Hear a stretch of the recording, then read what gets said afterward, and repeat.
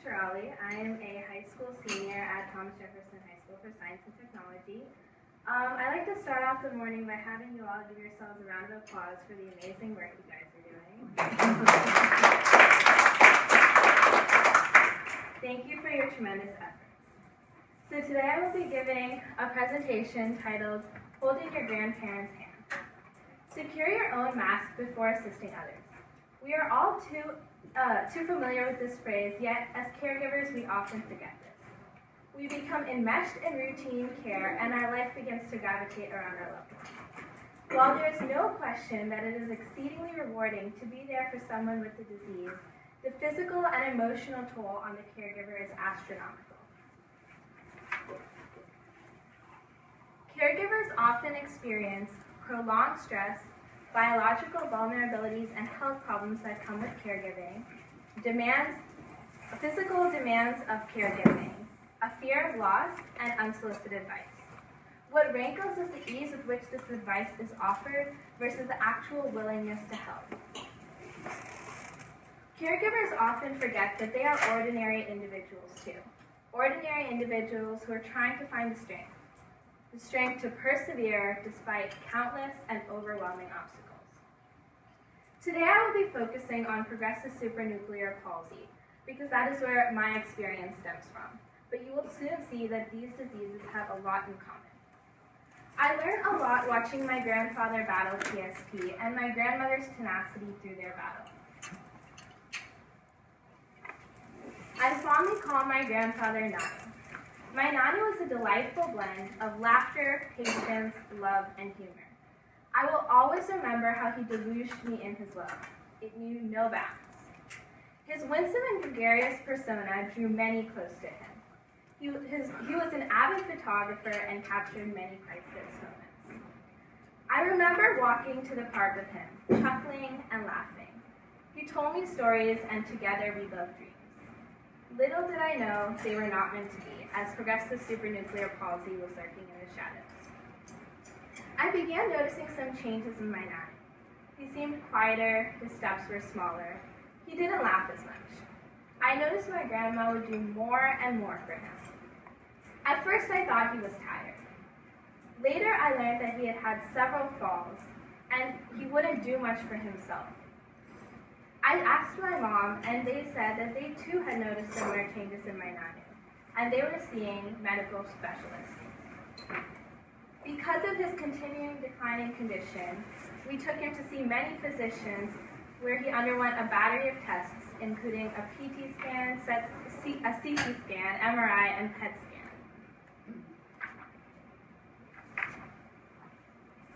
The wide array of similar-looking disorders, collectively known as Parkinson's plus syndrome, can make diagnosing progressive supranuclear palsy more difficult. Parkinson's plus syndrome includes multiple system atrophy, cortical-basal ganglionic degeneration, dementia with Lewy bodies, progressive supranuclear palsy, and others. Like many others with PSP, my Nani's diagnosis took too long. Based on the obvious symptoms, he was treated for Parkinson's, dementia, and Alzheimer's. After several visits to the neurologist, many treatment regimes, and a continuing decline in his condition, we took him to another doctor in Pune, India. This doctor conducted a simple test and correctly diagnosed my Nani with PSP. Ophthalmoparesis, or weakening of the eye muscles that control eye movements, is a hallmark of the disease, the neurologist told us. The neurologist had my Nani lay on his back and look at his toes. On continual attempts, he was unable to focus his gaze. This was the hallmark of the disease. That was the solemn and painful day that we learned our time with Nani was limited. 6 years and no cure in sight. After I found out about Nani's diagnosis, it was hard to sort out that gush of emotions. I rode an emotional roller coaster of anger, fear, helplessness, resentment of the disease, and most of all, grief. The diagnosis of a family member with PSP, or any disease for that matter, is ruthless. It affects the whole family and spares no one. I watched how with great trepidation my family embarked on this journey of mental, physical, social, and emotional challenges. The angst over the looming and inevitable loss of my grandfather, my woes were beyond description. It was a hardship in which I couldn't find anything positive. At the age of 10, my natural coping mechanism should have been one of avoidance and escapism, but that wasn't me. I have always been told that no matter how small your effort, you can always make a difference. I turned to my parents. I learned that as humans, doubts, misgivings, and calm are a part of coping. I learned that it was okay for a moment to be bitter, as long as I did something in my stride to make this better. As I tried to make sense of it all, in that disquietude, a sudden feeling of calm came over me. It was that magical moment. I decided that my brother, then 5 years old, and I were together going to make a difference. Our efforts were sincere, yet we were naive. We thought we could raise research funds and a cure would be found in time to save our nanu. We started with bake sales, and we continued fundraising with a large pizza chain, online auctions, local businesses, and asking friends and family for donations. Through those 15 months, we raised over $10,000 for the CurePSP Foundation. In collaboration with CurePSP, I have created an educational webinar titled PSP, A Guide for Kids. As time went by, I myself had many questions about PSP. As I researched and learned more about the disease, I thought of the other children who too might have a loved one with the disease. The webinar I created is designed for children who have a family member with the disease to help them cope by explaining what PSP is to them. My grandparents had never imagined spending their retirement this way. I learned a lot watching my nanu's battles with PSP and my grandmother's commitment through it all. My grandmother and aunt were his primary caregivers. Watching them work tirelessly taught me that adversity is an event we cannot change or control. What we do control is our response. The challenges of neurodegenerative disease demand significant flexibility, innovation, and time of the caregiver.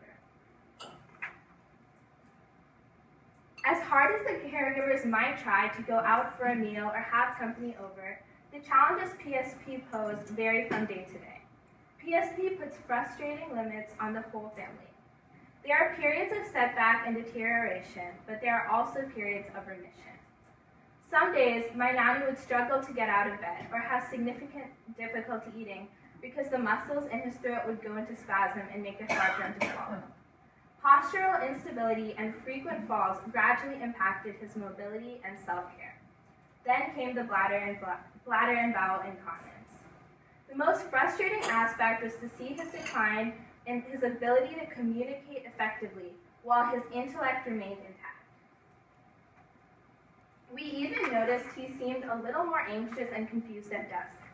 Sundowning, as this effect is called, is a state of confusion that sets in the evening hours. To deal with this, we would sit down as a family and talk to him in a calm, reassuring tone of voice, which would help him relax. Things turned out differently for our family.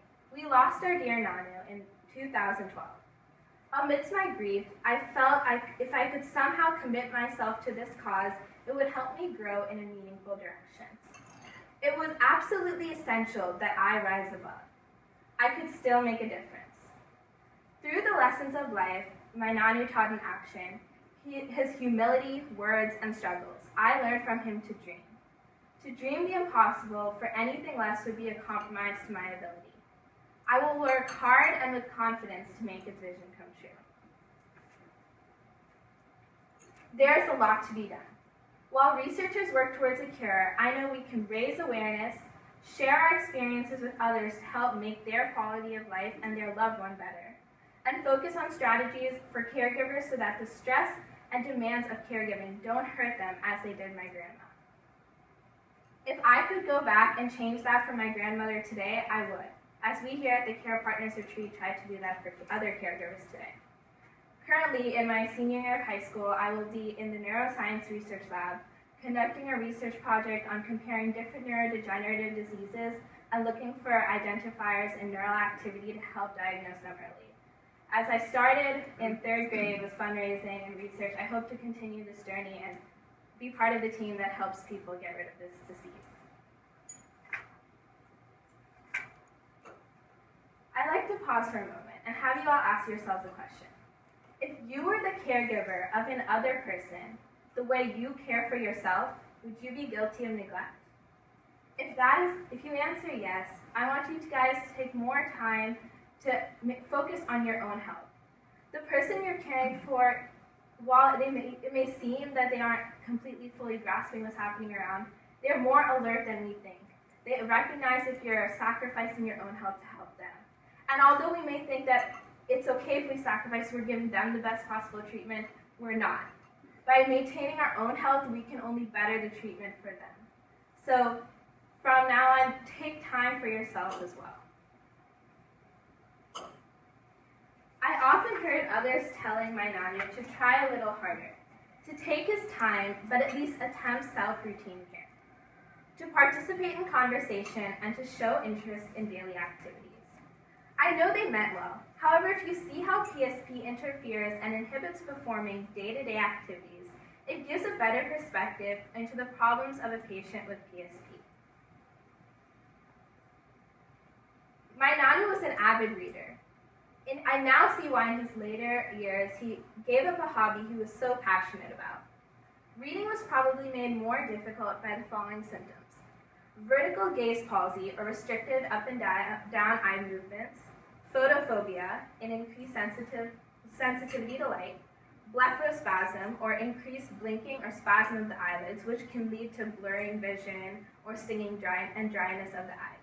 There is a special kind of glasses out there now, Prism Glasses, which are designed when the person who cannot, so the way our brain works when we see something is we get a vision from our left side and a vision from our right side, and somehow our brain is smart enough to fill in the gap in the middle. But people with muscle problems often have time focusing these images, which makes the task even more difficult. The Prism Glasses help use a way of using 2 different lenses to focus the whole image and make seeing easier, which can also help, which is designed for people who have muscle problems in the eye and can also help with activities like reading or watching TV. Even lying in bed wearing bifocal glasses can make watching TV or reading more difficult. The stiffness and weakness of the trunk muscles made maintaining posture difficult. I would often see my nanu sitting and watching TV and sliding out of his chair, and my aunt and grandma would have to continually go adjust his posture.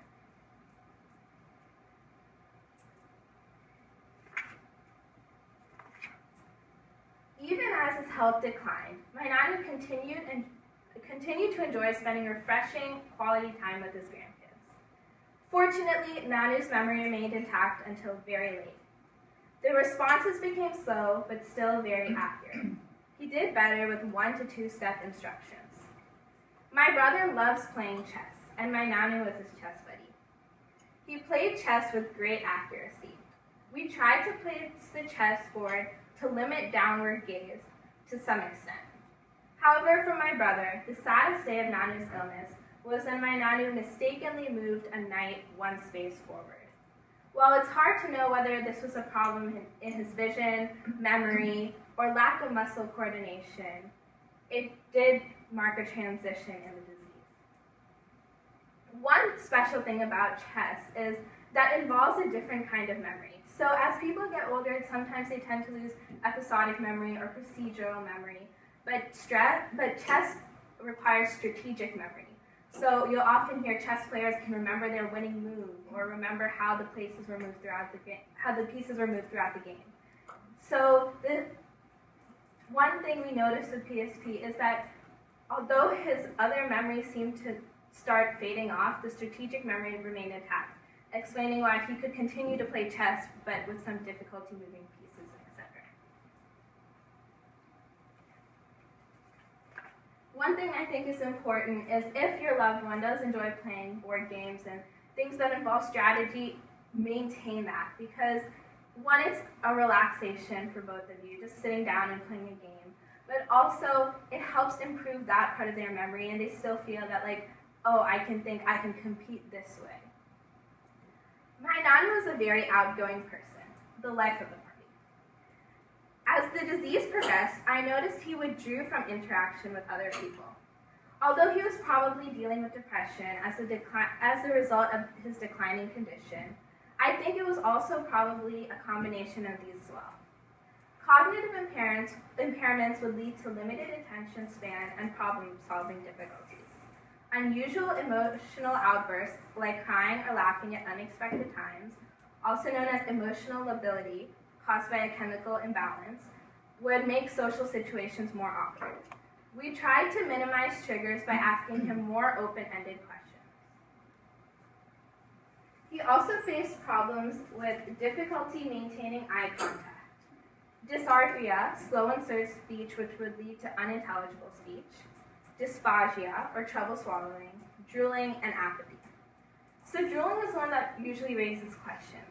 While I've been giving this speech, I have been swallowing and that's why I wasn't drooling. But for someone with a neurodegenerative disorder, they've lost this ability to naturally just swallow when they need to.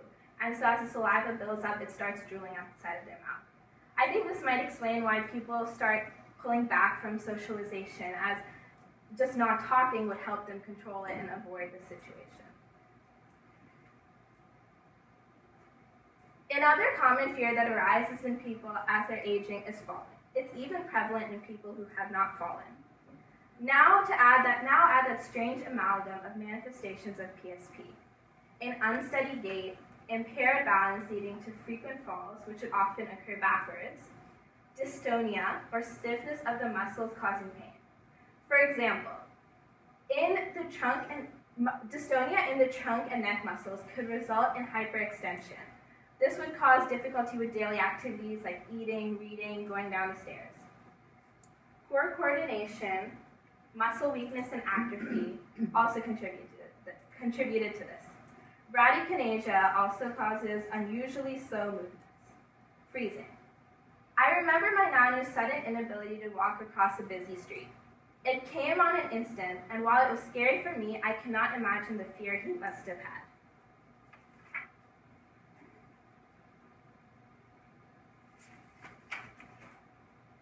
Yet through all this, I saw my Nanu try harder and harder every day.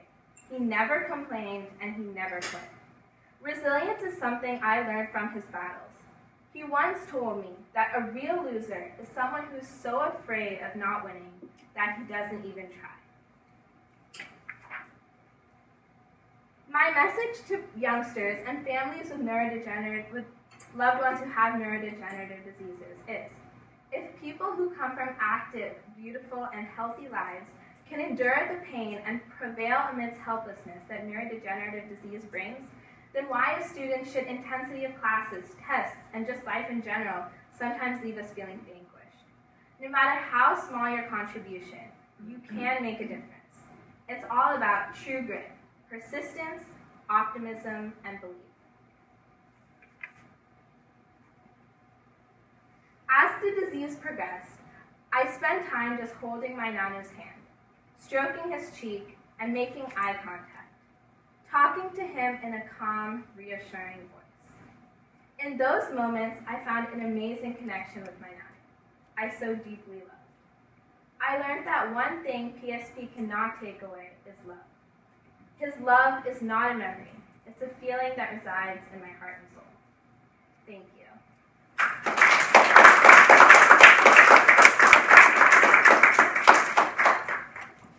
Anybody have any questions for Shirali? Just a comment. You did an awesome job. Oh, thank you so much. Your Nanu would be very proud of you. Oh, thank you so much. That means a lot.